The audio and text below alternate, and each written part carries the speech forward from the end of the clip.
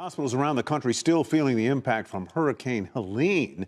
The catastrophic flooding forced the closure of Baxter's manufacturing facility in North Carolina, which supplies 60% of the nation's supply of IV fluid. And as a result, some hospitals are having to postpone elective surgeries and other non-emergency procedures to safeguard their stock. We reached out to Baxter. They gave us a statement saying a temporary bridge to transport product off-site has been installed, but does not yet have a timeline on when production will be fully restored. Here to weigh in on the impact and more, Dr. Scott Gottlieb, former FDA Commissioner and a CNBC contributor. Dr. Gottlieb, welcome back. Good to have you with us.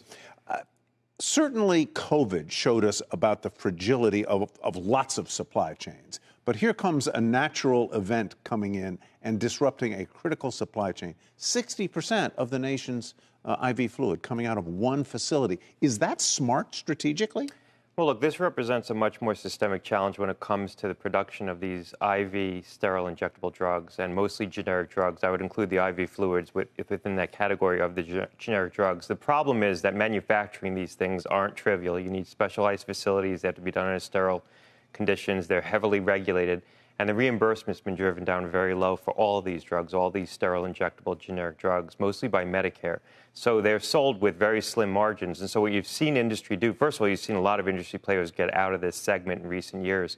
But the ones who've remained in, what they've done is they've consolidated manufacturing in a small number of facilities, because the only way to do this at profit, to do it profitably, is to do it at a very large scale. So now you have consolidated manufacturing for essential medicines in a small number of large manufacturing facilities.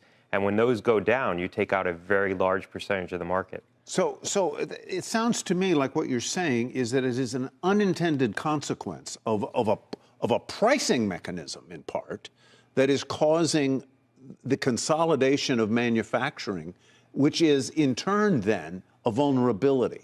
Well, two ends. On the one hand, we've seen increased regulation when it comes to the manufacturing of sterile injectable drugs because of historic problems. And this is driven by the FDA. I think the FDA has been prudent in what it's done, but it's applied greater regulation, greater scrutiny of these facilities, made it harder to build new facilities. So that has led to fewer players in the market and rising costs. And then on the other end, you've seen reimbursement actually come down. So rather than reimbursement rising from Medicare programs like Medicare and Medicaid to accommodate the increased cost of the regulation, it's gone down.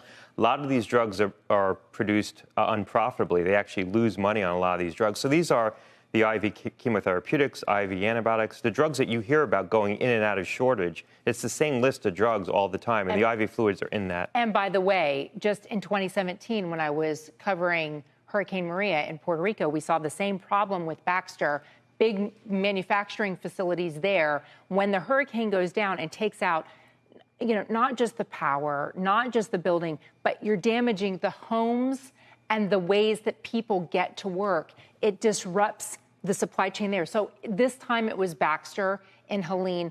But what you saw with Helene is that the breakdown was so widespread. And we saw something similar in Texas with the winter storms there, that if there's concentration geographically in any area, then you're prone to the climate risk as well. With Maria, because I was there, I was at FDA at the time, that was a facility that actually manufactured the plastic bags. Those bags were then shipped into the U.S. and filled, because you don't want to fill the bags far away because it costs a lot of money to ship IV solutions in an airplane. So they made the bags down in Puerto Rico, but when that was disrupted, then they didn't have them to fill in the U.S. facilities. That was a major disruption.